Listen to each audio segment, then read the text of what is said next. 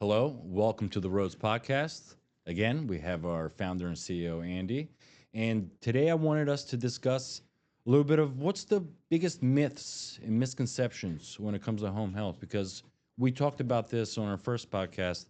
There's hundreds of home health agencies, and you go to the physician's offices, there's hundreds of reps that are visiting them, begging them for business.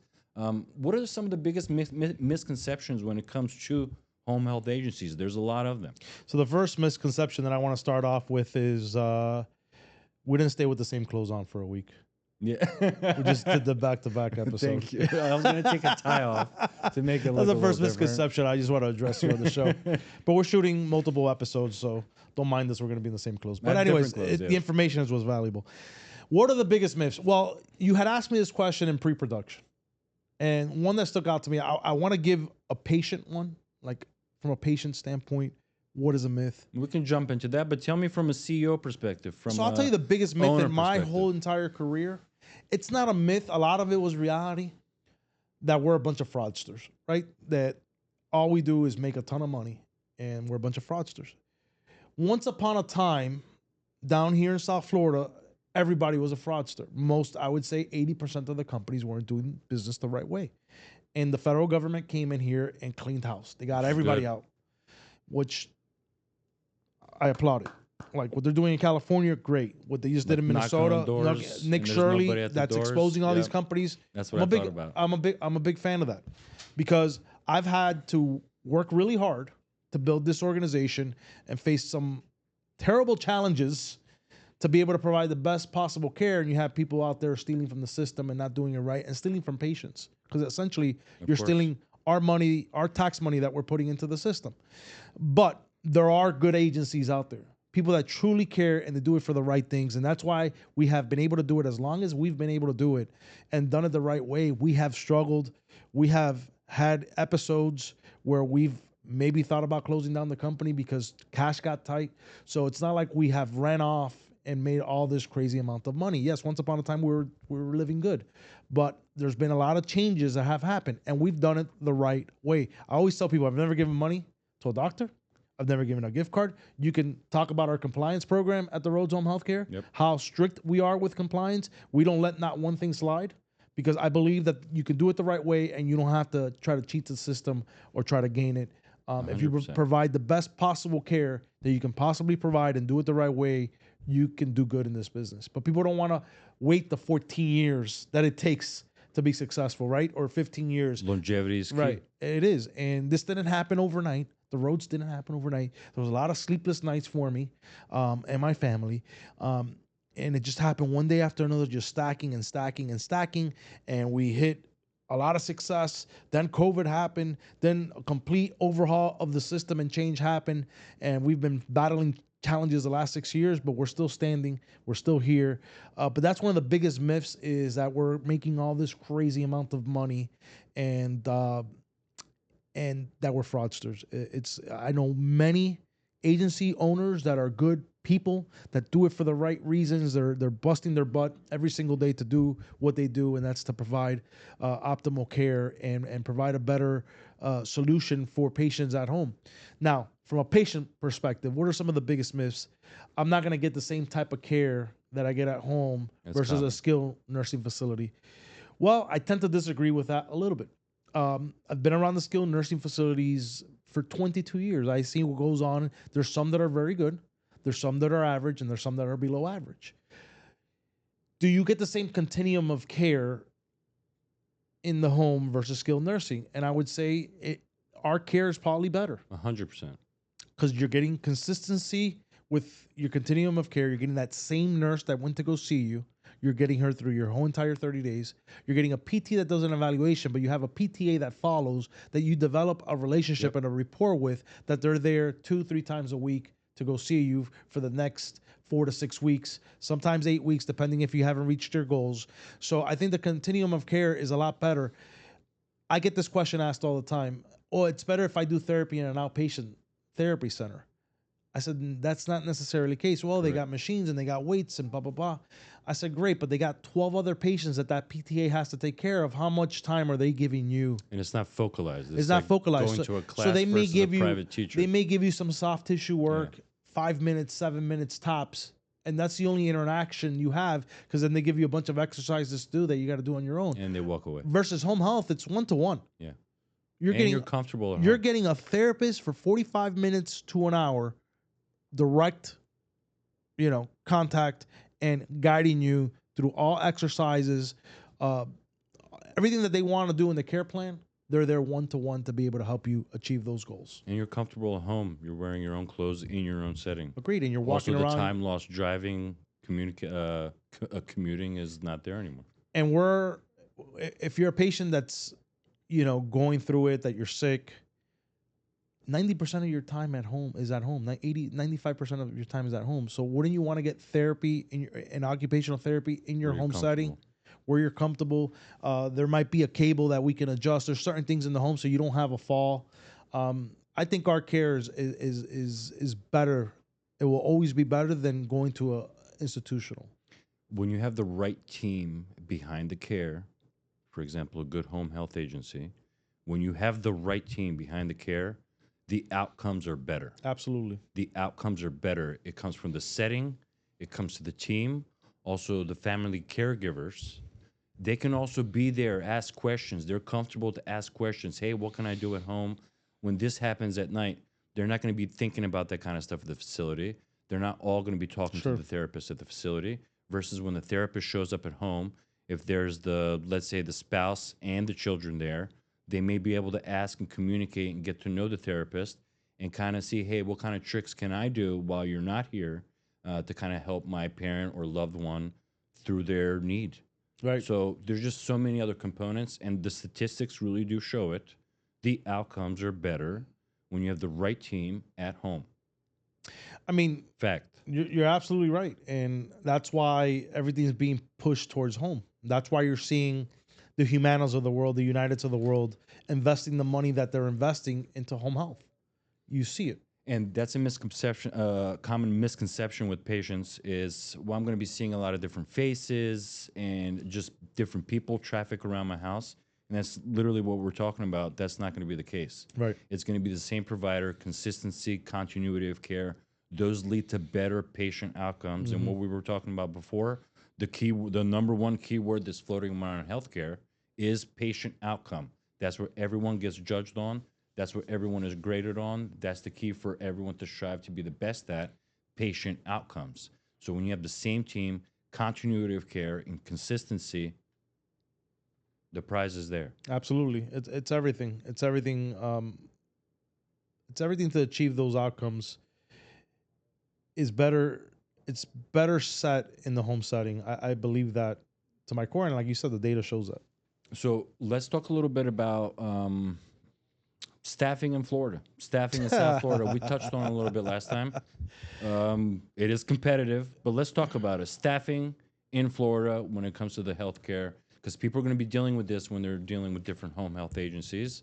And does everybody have the same heat? Does everybody have the same culture? Everybody Does has the same. have what it takes? Everybody has the same challenges, but that's not the same culture, and how they do things. And I'm not going to talk about any of our competitors and how Tell they us do about them. the issues at hand and how the roads handles those issues when it comes to staffing. So I think there was a big shift in our industry. COVID drove a lot of nurses to travel nursing because they were making a lot of money, and a lot of nurses got burnt out. A lot of them retired.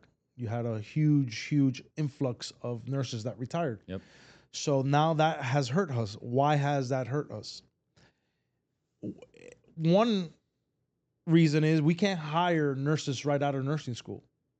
It's a condition of participation for us by Medicare that they have to have 1 year of hospital experience or some type of experience at a skilled nursing facility. They got to have some type of 1 year experience.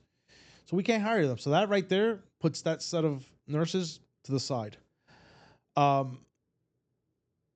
lot of nurses have become NPs, nurse practitioners or ARNPs, and they don't want to do home health work anymore. So that puts us in a bind.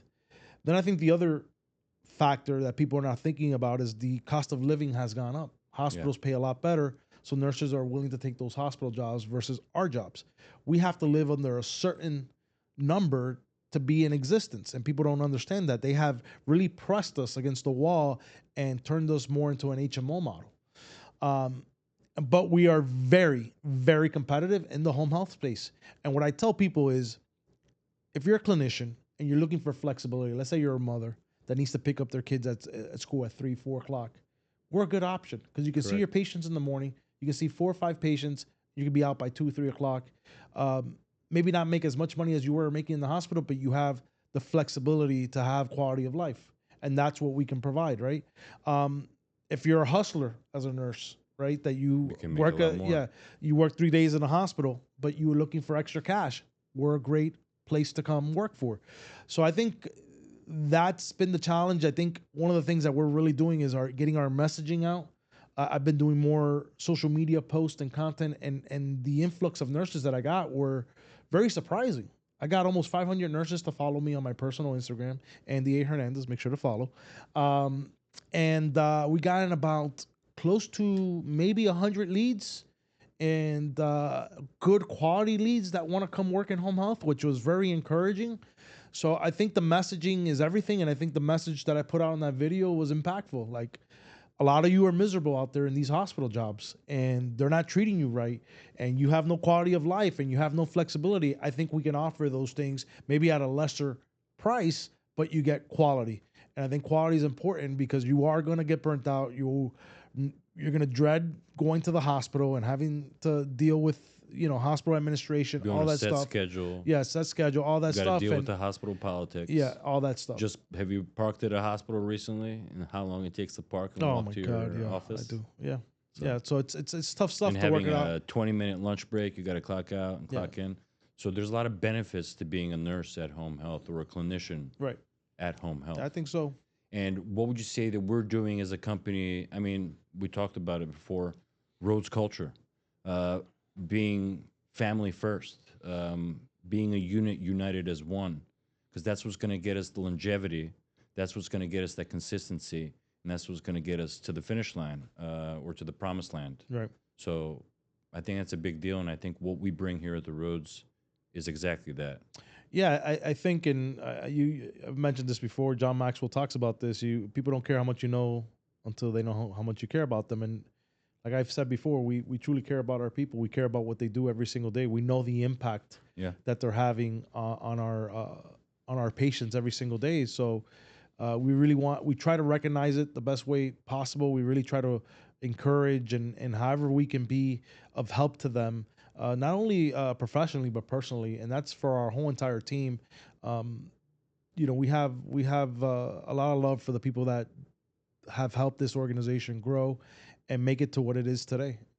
And I want to close off with a two-sided question here in the end, from the perspective of the patient and also from the perspective of the referring accounts like hospitals, rehabs, orthopedics, you name it. What should people look for when they're selecting or choosing a home health agency? What's a few keywords or something that just jumps at the top of your head? I'm a patient. I got to get home health, and they just gave me a list at the hospital with 10 different agencies. Those are just names to me. What do I ask the nurse? Hey, So they're gonna push boom. you. They're gonna push you with the whole 5-star stuff, and some of that stuff. I've seen some of these agencies, and I'm not gonna say who or what, but some of that stuff is manipulated. Um, if you're truly caring for very sick patients, sometimes your star rating is not going to be on point. That's just a reality. And when you deal with a large volume of patients that we deal with that have very high acuity, some of these agencies take very cookie cutter type patients, a fresh hip, a knee, physical therapy, and those are very easy to take care of. But when you're taking care of high acuity, your Correct. wound cares, your IVs, all these things that go into it, your star rating sometimes is going to fluctuate. Have put things into place And to it is increasing. increase it because we were We're four and a almost at a half, 5. 4 stars, and a lot of our pre-COVID. But what happened is we lost a lot of nurses. Nurses were stretched out. A lot of this stuff is on documentation. Well, during COVID, when a lot of the places shut down and closed shop and fired half, if not their entire sales force and labor force, what did the Roads do? What did Andy Hernandez do? Right? Yeah, we So stayed open. family culture, family 100%. first, and being consistent on it, whether the economics are positive or negative, Right. still staying on it and Right. finding a way. So the first, so I wouldn't be. So what I would ask if I was a family member, I would ask the case manager, social worker, who do you like, who have patients giving good reviews about. That's the first question. Well, we like the Rhodes Home Healthcare. Okay, who's the representative for the Rhodes Home Who is Healthcare? easy to communicate with? Right.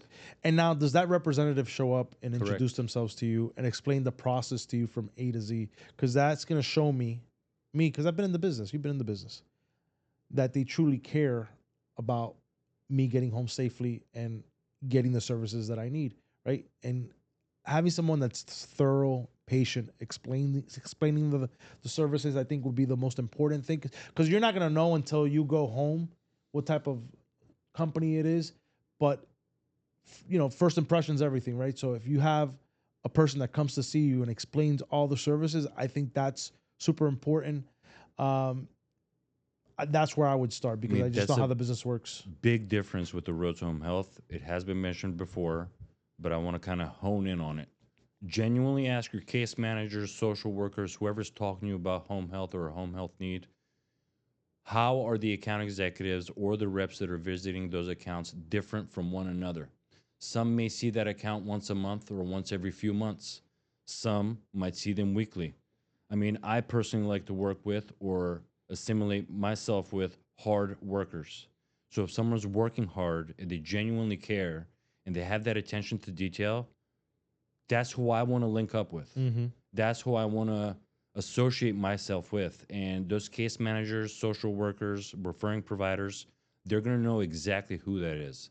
Not just who brings them donuts, but who steps in, who picks up the phone on the weekends, who manages a referral for them Right. when they can't take it, and going above and beyond. And I know for a fact our account executives are one of the best and most involved when it comes to engagement with the accounts and also engagement with the patients, primary.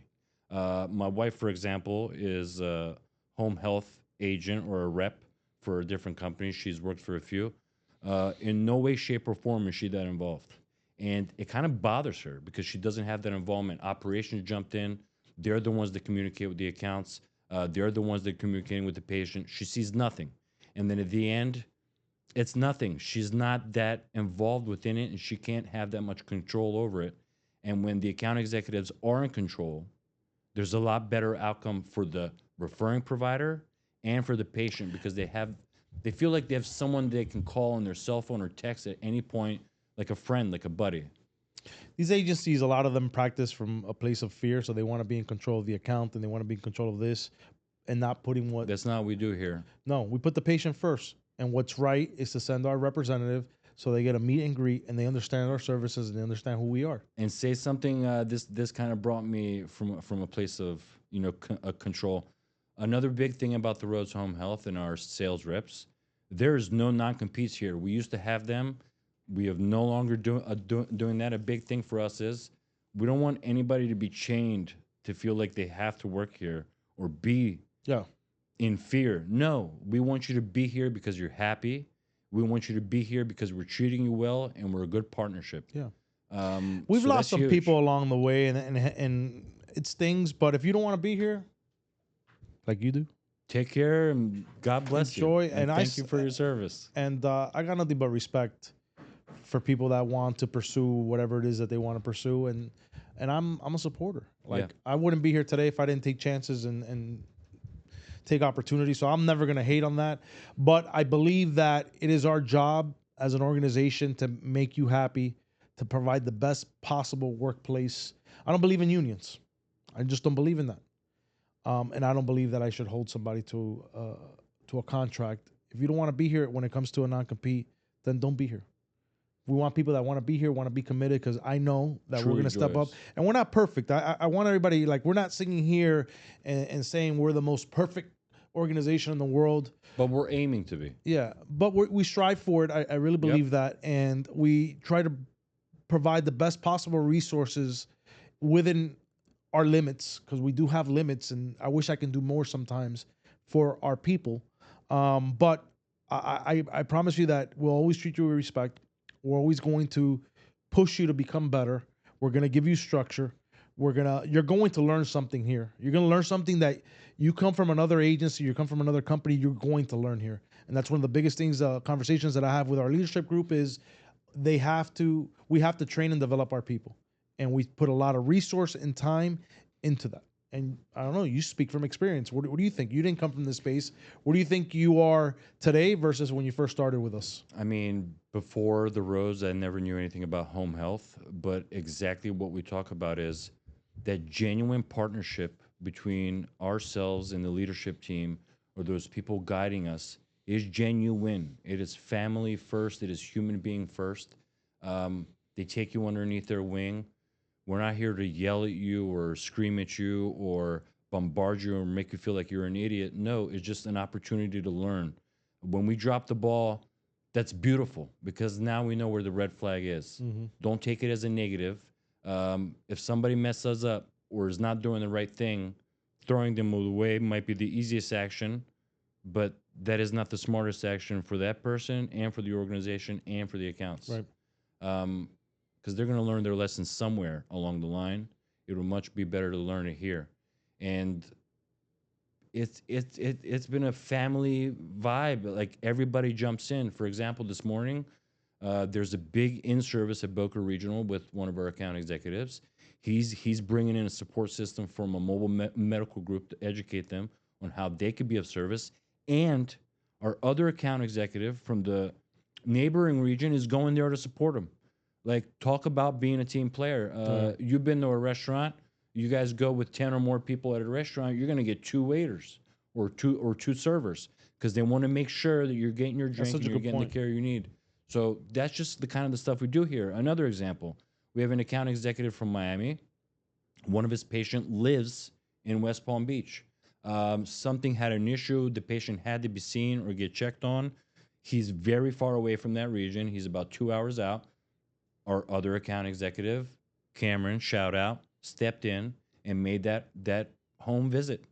Love it. So it's all about teamwork, caring for each other, knowing that you can mess up. Because what do we talk about? When you mess up, you know exactly where to fix and where to shine. And without it, you're not going to get anywhere. And another expression that we've been kind of saying to each other for a while ago now, a few years, get uncomfortable to get comfortable. And you have to be comfortable getting uncomfortable. And if you have a team that allows you to be comfortable while uncomfortable or while messing up, that's the only way to fix things and make things better. So that's how I felt it here. I've had nothing but support and love from everybody. Every single day I do something not perfect. Yeah.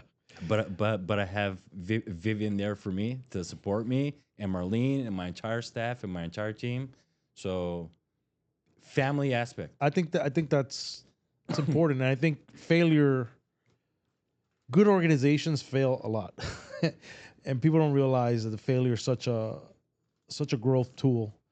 Think about your processes in an organization. They come from failure. A process gets implemented because a failure happened. And that's how you fine tune the organization. So as failures continue to happen, your processes are going to get better. And being honest about them. I mean, if you have good leadership, right? Because it's not going to be perfect. Like I said, this business is tough stuff. This is not easy stuff, and we have a lot of processes, a lot of SOPs, a lot of things that go into being able to provide that care at home that people don't see behind the scenes, and it's very easy to fail. And one of the things talking about being comfortable or being uncomfortable, being comfortable, being uncomfortable. Can never get it out. But anyways, one of the things that we teach our leadership group is to make mistakes. You are empowered to make decisions. Yep. If something doesn't go right, we circle back and we try to adjust. I don't practice from a place of instilling fear in our organization or our team. I believe that as a leader, you have to empower. And I believe empowering the whole entire organization so they feel like they're a part of the solution. They feel that they're a part of building the organization. And one of the things that I struggle with is that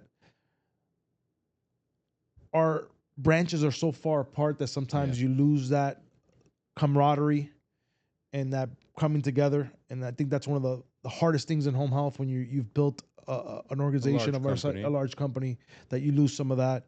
And sometimes you lose sight because you got a fire over here and you got to turn this off, but people feel like they're being neglected. And I just want to make this message for our whole entire organization that I know everything that's going on in the organization. I don't think that I don't know, but there's only so much that at the leadership level, at my level, that I can do, right? There's only so many places that I can get to at once.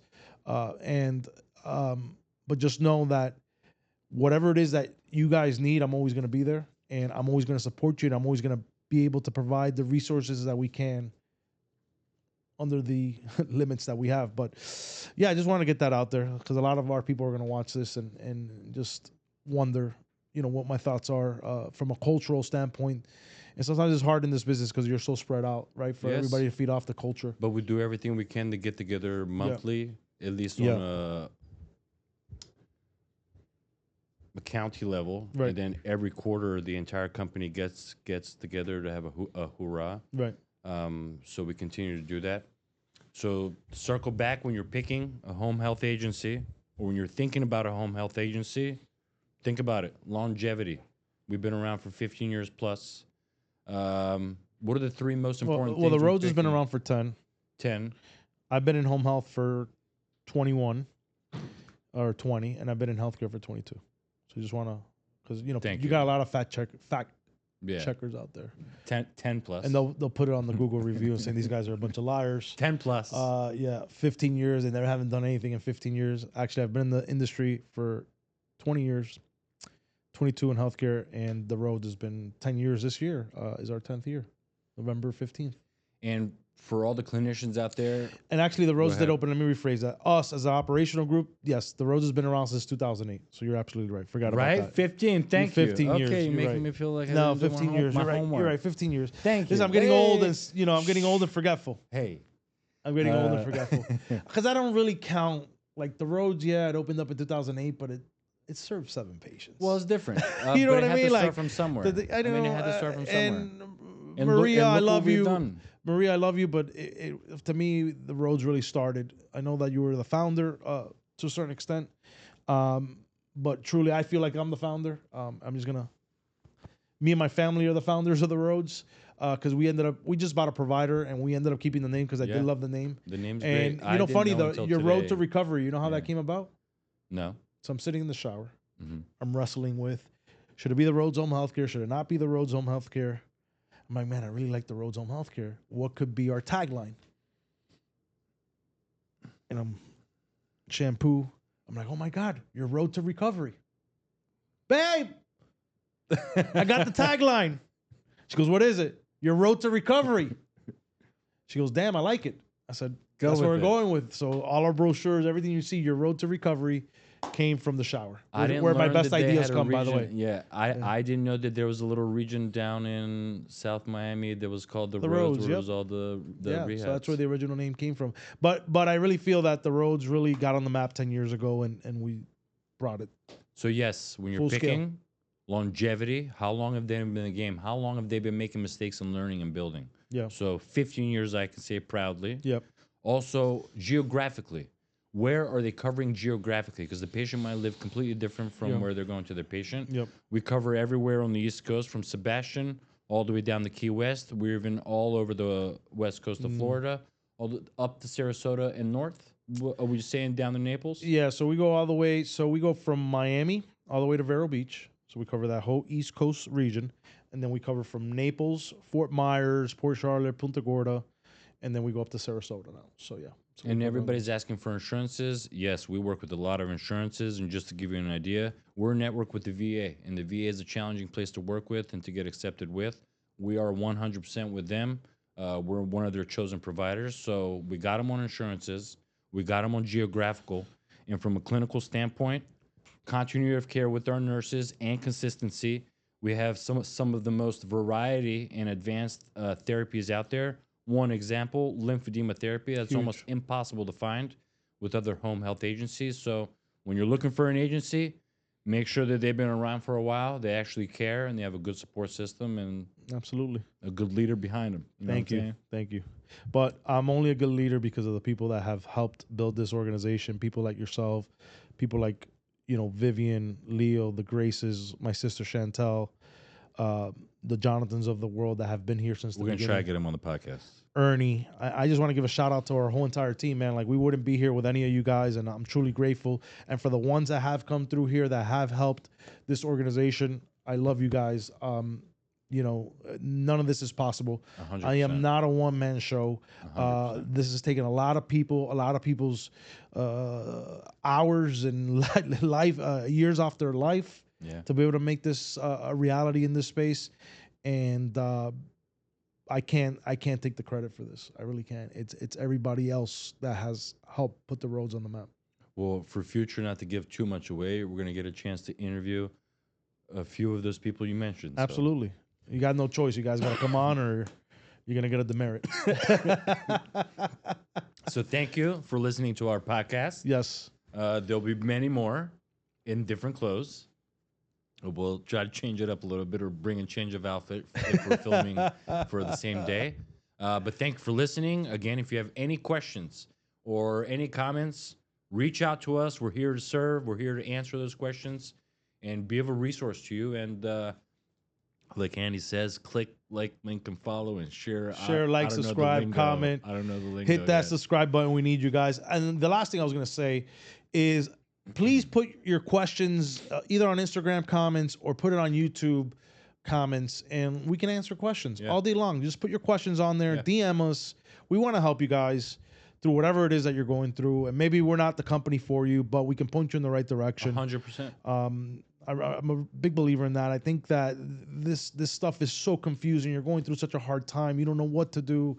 It's a tsunami that comes at you when your parent or your grandparent goes. Thank you for saying that, because on the first episode, I made a mistake. I was calling it the silver wave. The silver tsunami. And it's actually the silver tsunami. It's waves. It's tsunami, way bigger than a wave, so I don't know. You just said tsunami. Yeah, the silver tsunami. But it's a tsunami when you start through this process, and it could be so confusing. So if we can help you, let us help you. So that's what we're here for. That's the ultimate goal. Yeah. So that's all I got. Thank you, guys. Thank you. See you on the next one.